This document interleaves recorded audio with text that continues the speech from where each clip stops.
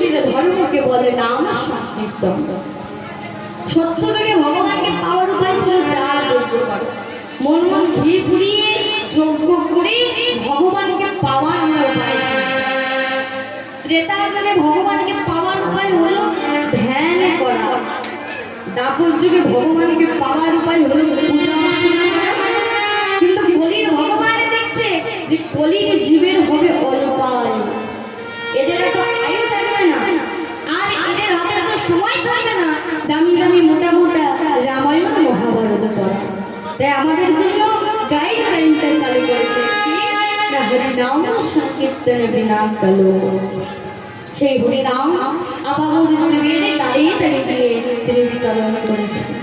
আজ নদী আর আজ গৌরাঙ্গ মহাপ্রভু এসেছে, আর আজ আমরা তাদের চরণকে স্মরণ করে এত ভক্ত একত্রিত হয়েছে। সবাই মিলে যদি বাহু তুলে বলবো দেখি সবাই মিলে, হ্যাঁ, গৌরাঙ্গ মহাপ্রভু সারাটা জীবন আমাদের যারা তিনি সারাটা জীবন আমাদের জীবন করে রইল, আমাদের জন্য আমাদের উদ্ধারের জন্য নাম প্রচার করে গেলেন।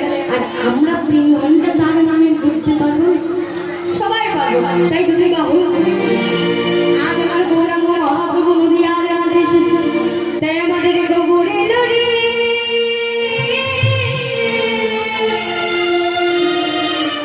কোথায় কোথায় এই সোনার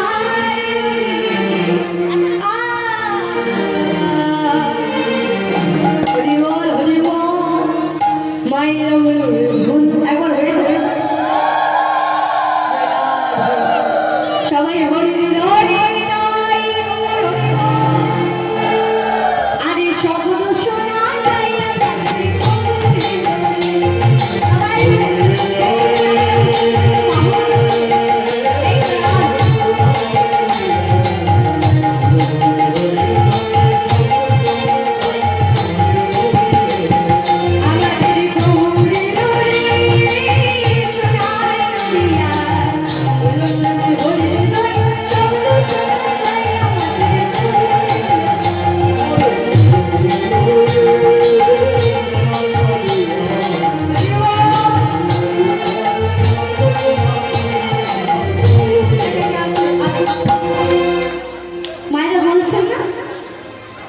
বলছেন তো?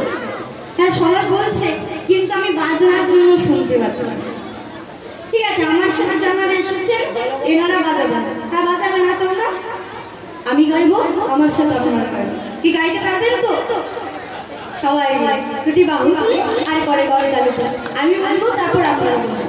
আমাদের গৌরে লরি সোনার নদিয়া হলো ধ্বনি হরির ধ্বনি শব্দ শোনা যায় আমাদের গৌরে লরি। আপনারা বলো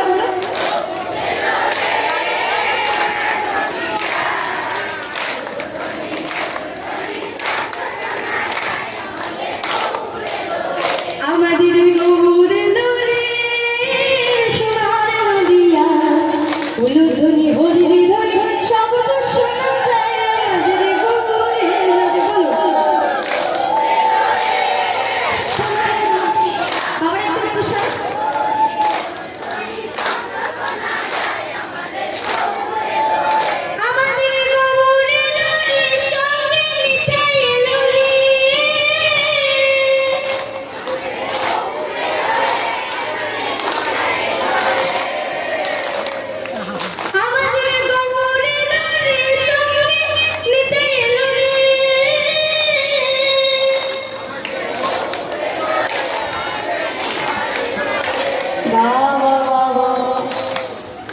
বলো আমি আর কি করবো, এইভাবে আপনারা গাইলে আর এই শিক্ষা আমি পাবো না। একদম আপনারা এত সুন্দর গান যদি করতেন, যদি জানতাম আমি, এদেরও জানতাম, এনাদের একদম জানতাম। বেকার খুব সুন্দর। সবাই মিলে দুটি বাহু তুলে বলবো আমাদের গৌরে লরি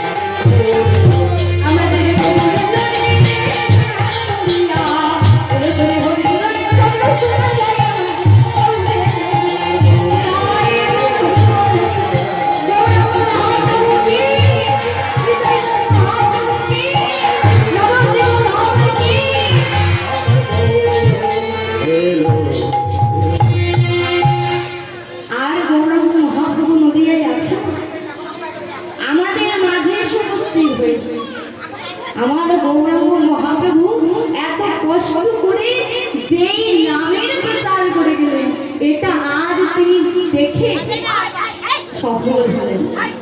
এইভাবে যদি প্রতিদিন গাওয়া যায়, আমাদের জীবনের দুঃখ থাকবে না, আমাদের জীবনের কষ্ট থাকবে না। তাই আচ্ছা একটু আসতে পারি। আর এই জায়গাটার নাম কি বাবা? কি গো বাবা? হরিণপুর। বাবাদেরও তাই তো।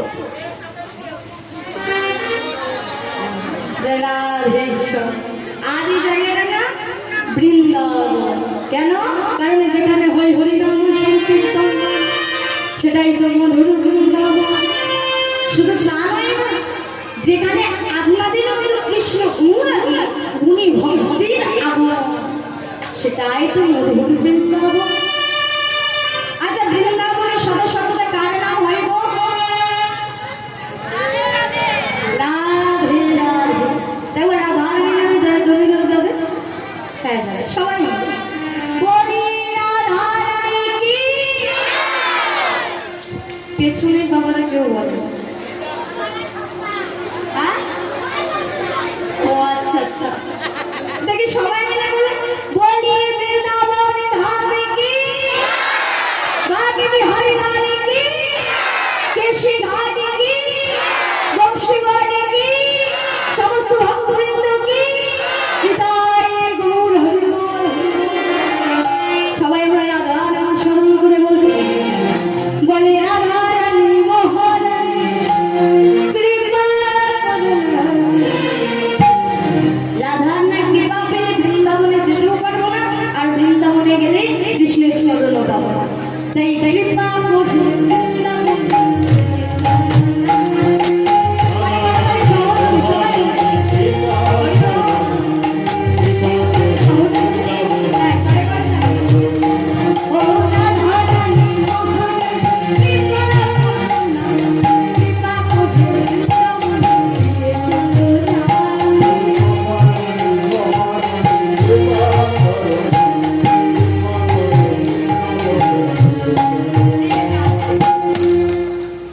যত দেখছি মায়েদের সাথে আমার বুঝতে ইচ্ছা হচ্ছে।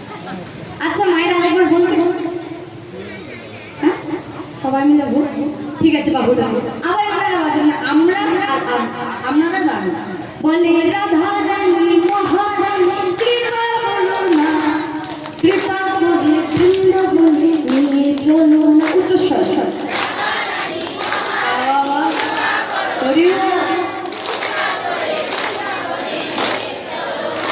বলে রাধা রানী মহারানী কৃপা করো না, কৃপা করে বৃন্দাবনে নিয়ে চলো না।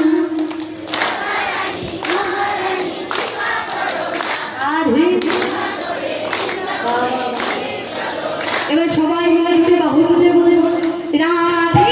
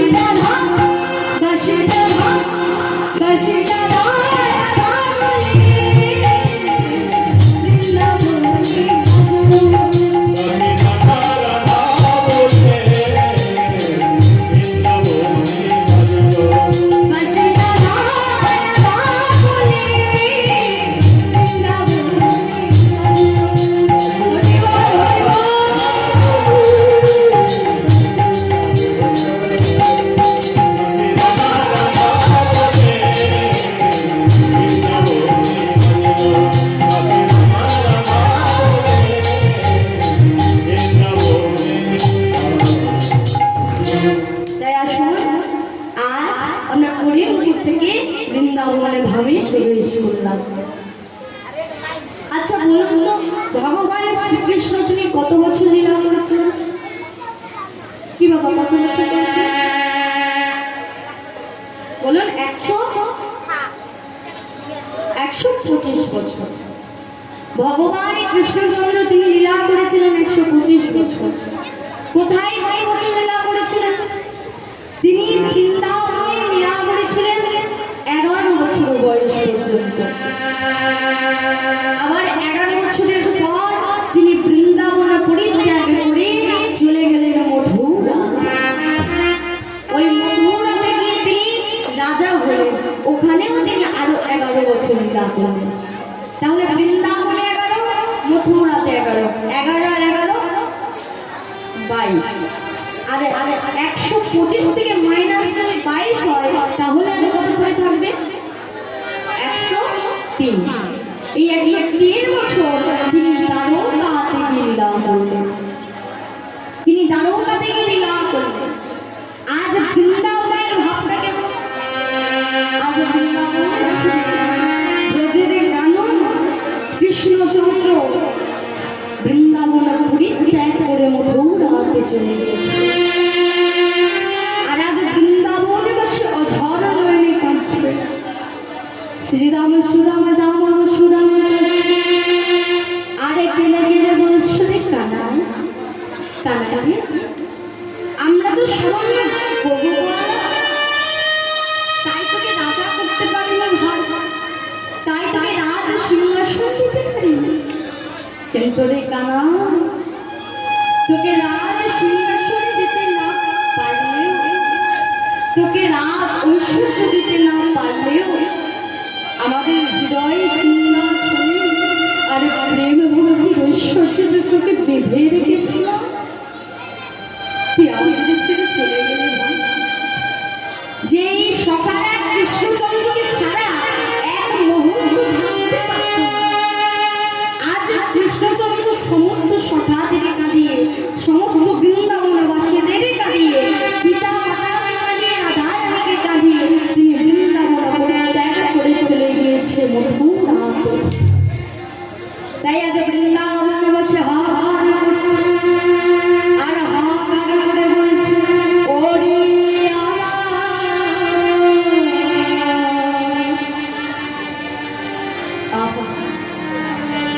আমার ব্রজের কানরে কানরে,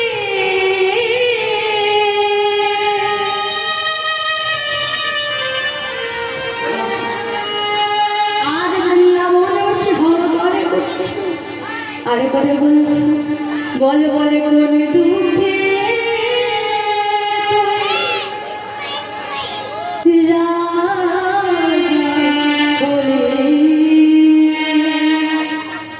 ওই মথুরা আজ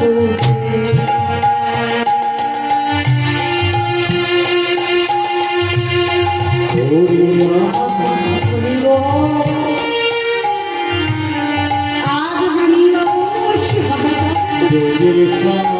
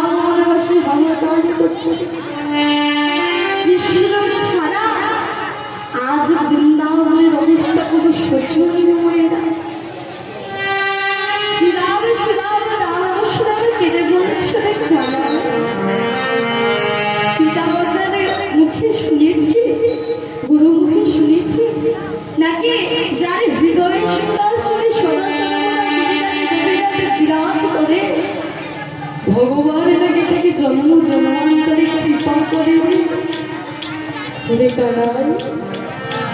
আমাদের হৃদয় সিংহাসনের প্রেম ভক্তির ঐশ্বর্য তোকে বেঁধে রেখেছিলাম। কি দোষ করেছি আজ ছেড়ে চলে গেলে?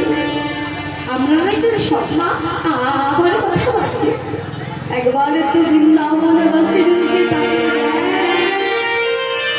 একবার তো তোর মা বাবার মুখের দিকে তাকিয়ে দে।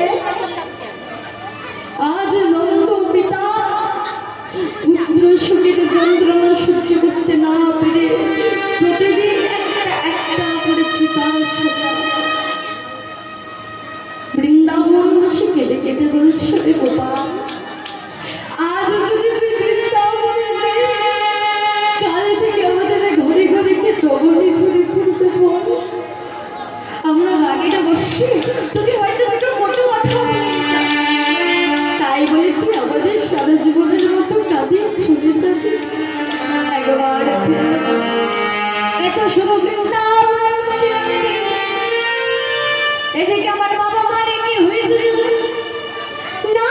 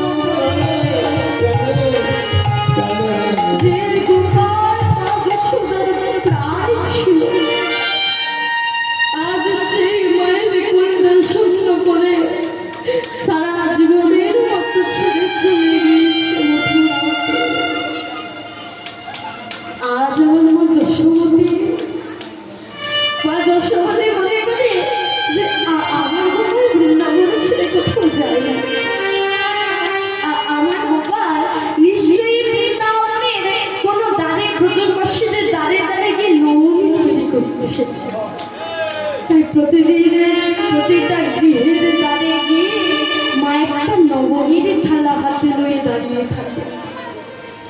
মা মনে করে এই গৃহে নিশ্চয় বলে গোপাল, তাই ডাক দিয়ে বলে গোপাল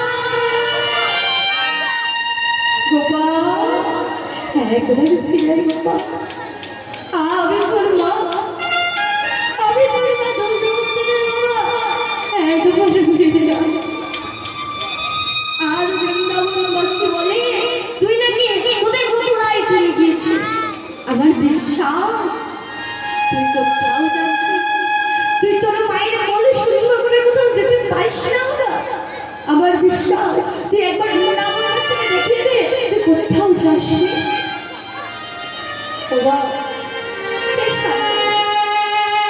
আর যে গোপালের জন্য গোটা বৃন্দাবনবাসী হাহাকার করছে,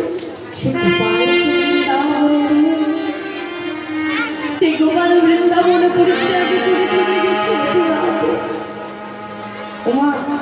আজ রাজার কাছে যশোমতী বলছে, জানো রাজা আমার গোপাল, সবাই তো বলছে মথুরায় চলে গেছে, মনে হয় যেতেও পারে, কারণ আমার গোপাল যখন ওই মথুরায় যায় অকুরের রথে করে যাচ্ছিল, হঠাৎ আমি যমুনাতে স্নান করতে গিয়েছিলাম, হঠাৎ একজন ছুটতে ছুটতে খবর দিল, যশোদা যশোদা তোমার গোপাল তোমাকে সারা জীবনের মতো ছেড়ে চলে যাচ্ছে। আমি ছুটতে ছুটতে ছুটতে ছুটতে অকুরের রথের সামনে এসে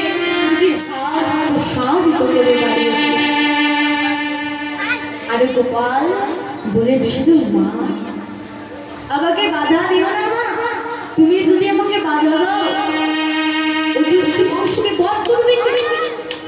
মায়ের মন তো মায়ের আসতো, মায়ের মায়ের তো মা বলে উঠেছিল, রে বোকা ওই কংস বড় গোড়া যায় তুই যাস না।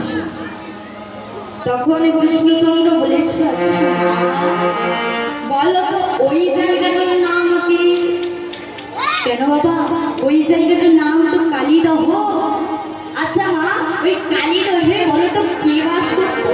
কেন রে বিশাল ফলদারি বিকট কালীর নাম। মা 6 বছর বয়সে যখন ওই কালীয় নাগ এখানে বাস করছে, আমি 6 বছর বয়সে ওই কালীয় নাগকে আবার উদ্ধার করেছিলাম। মা আমি ওই কালীয় নাগকে নিধন করেছিলাম। কি মা মনে আছে তো? হ্যাঁ মনে আছে, তুই তো মেরেছিস।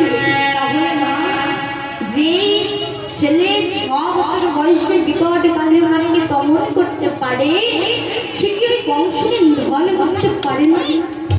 যে কালীদহের বাতাস জলের বাতাস ওই কালীদহের ওপর দিয়ে যদি কেউ উড়ে যায় কোনো পাখি, সে ওই কালীদহের বুকে পড়ে, মানে মারা। আর আমার সখারা জল পান করতে গিয়ে ওই যমুনার জল না পান করে কালীদহের জল পান করে নিয়েছিল। কালীদহের জল পান করে মারা গিয়েছিল। আমি তাদের প্রাণ ভিড়িয়ে কালীমাকে দমন করেছি।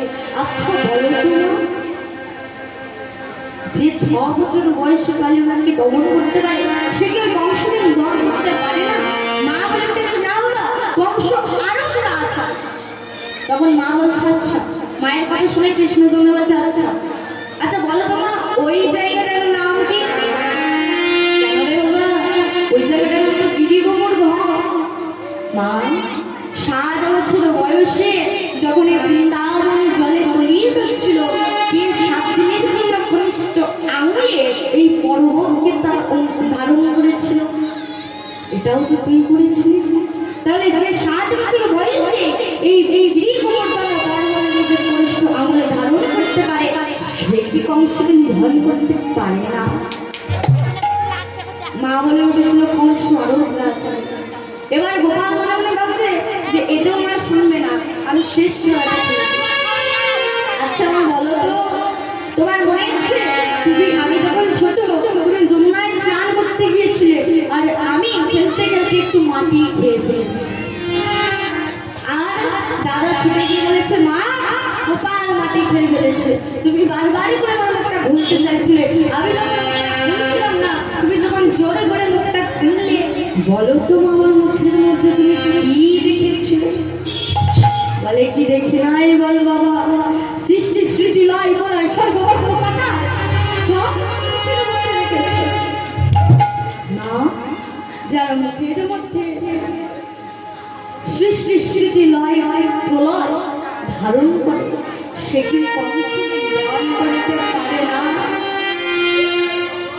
যেই না বলেছে পারমিশন দিয়ে দিল, যা অনুমতি দিয়ে দিল, যা ওই কংসকে যদি কেউ বধ করতে পারে।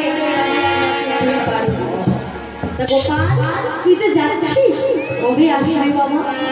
গোপাল মানে কাল আসবে, আর ওই কাল বলে কারা কেন সে কালেরই কত যৌবনের উপরে সুপুরিয়ে দিচ্ছে ভাতা, তারে কে মনে রাখে? কাল বলে কালা গেল আর ফিরে, তাই আজ বৃন্দাবনবাসী কাঁদছে, আর এদিকে রাধা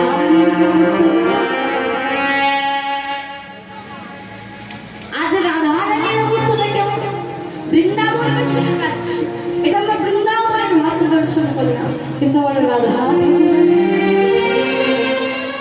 যে আয়ান ঘোষের ঘরণী হয়ে সারাক্ষণ তার মনটা গোবিন্দের চরণে পড়ে থাকে, কতদিন হয়ে যাচ্ছে শ্রীকৃষ্ণ চন্দ্রকে আর দেখা পাও না। আজ রাধা রানী ধুলার মধ্যে আর ধুলার মধ্যে গমন করে কে বলছে, বলে পড়ানো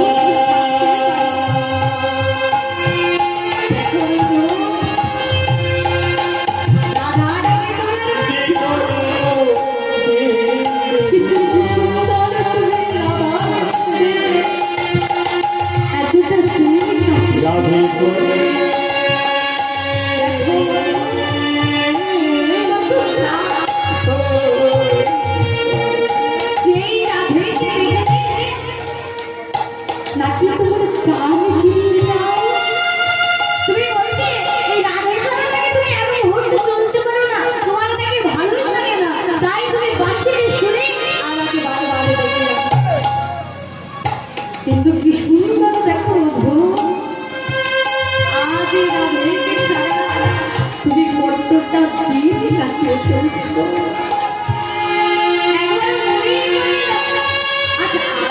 আমি না তোমার প্রিয় বলবো, কিন্তু তুমি তো তোমার একবার বাবা মার দিকে তাকিয়ে দেখো, এদিকে সবাই আমাকে তো করছে কাঁদছে, ওদিকে নারদ মনে মনে ভাবছে আমি একবার বৃন্দাবন থেকে ঘুরে আসি। ওমা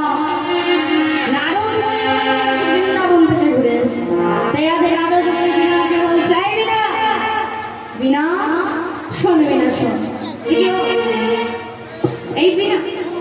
চল আমরা বৃন্দাবনে যাই। এই জানিস তো তোর মুখে সদা সর্বদা নারায়ণ নারায়ণ। ও নারদের বিনা কি বলে গো মায়েরা?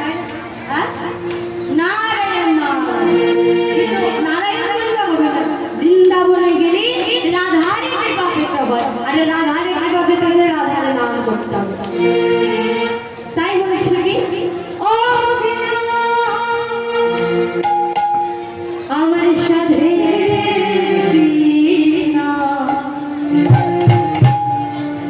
একবার বাজলে বিনা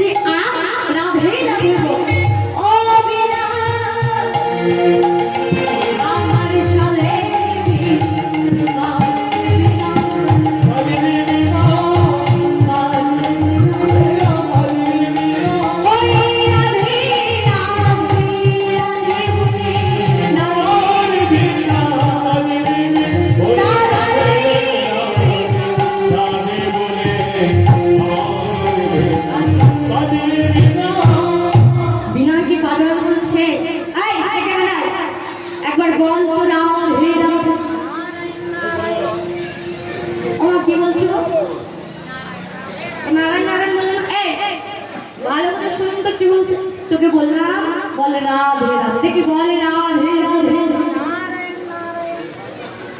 আবার কি নারায়ণ। এর মানে ঠোঁটে লেগে আছে নারায়ণ। তুই বারবার করে বলছি বলে রাধে রাধে, বারবার করে যখন বলছে নারায়ণ নারায়ণ, এবার নারদ রেগে গিয়েছে, বলছে এই না তুই তো জানি আমি একা না বললে হবে, আমার সাথে তাল মিলিয়ে তোকে ওরা নারায়ণ বলতে হবে। তুই কেন কেন নারায়ণ নারায়ণ বলছিস? বারবার যখন নারায়ণ নারায়ণ বলছে আর নারদ রেগে গিয়ে বৃন্দাবনে নাম করতে করতে বৃন্দাবনের মাটিতে গিয়ে আচ্ছা আরে যে না ধারে মেরেছে বিনা বেরোতে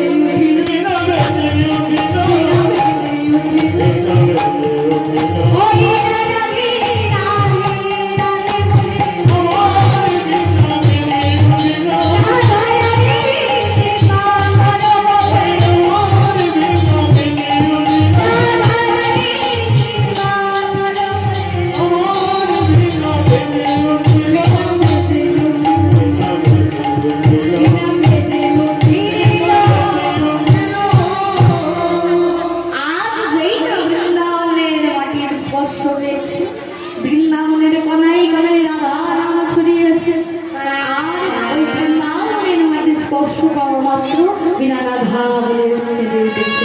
রাধা তাদের নারদ বিনা রাধা নাম করছে, আমরা আমরাও সবাই রাধ হচ্ছে আর মায়ের নিয়ে দেখি কারা কারা ঘুমাচ্ছে একটু বাহুটা হবে।